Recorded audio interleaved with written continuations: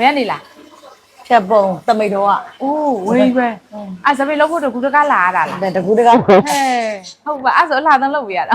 လာတော့ဖြစ်မှာမလားရွာပြလို့စမပြေ ဟုတ်ပြီအဲ့ဆိုရင်အခုပုံစံကလှုပ်ချင်တဲ့ပုံစံလေးရှိလား ရှိတယ် ရှိတယ်ခုနကတော့ပြရတယ်နော် ပြရတယ်ဟုတ် အဲ့ဆိုရင်ခမန်းကြီးဘယ်လောက်တိုးခြင်းလဲ အမန်းကြီးကတအိုက်တွင်လဲကိုမျက်နှာနဲ့မယ်ဆရာမအစင်ဒီမဲ့လောက်ပေါ့ စင်ပြေတဲ့လောက်လေးဖောင်းဖောင်းလေးပေါ့နော်အဓိကတော့ဖောင်းဖောင်းလေးလိုချင်တယ်ပြီးရင်ဒီဟာလေးတွေကိုတောက်တာပါတာကြိုက်လား ကြိုက်ဘူး တောက်သားပါတာမကြဘူးเนาะ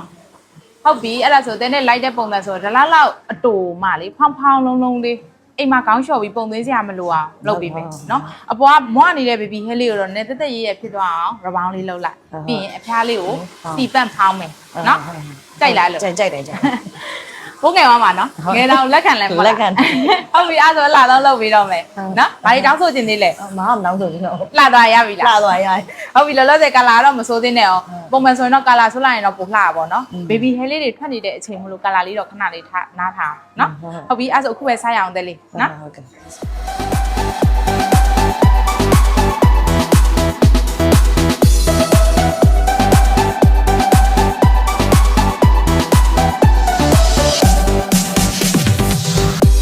ရောင်ချပန်းလေးရဲ့တန်ဖူးခွင့်ပေးပါ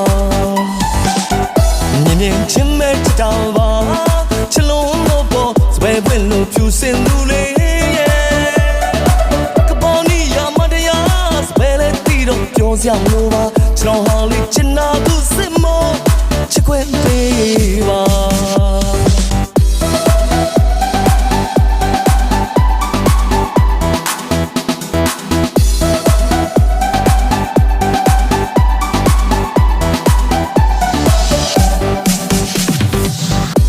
ရောင်ချပန်းလေးရဲ့တန်ဖူးခွင့်ပေးပါ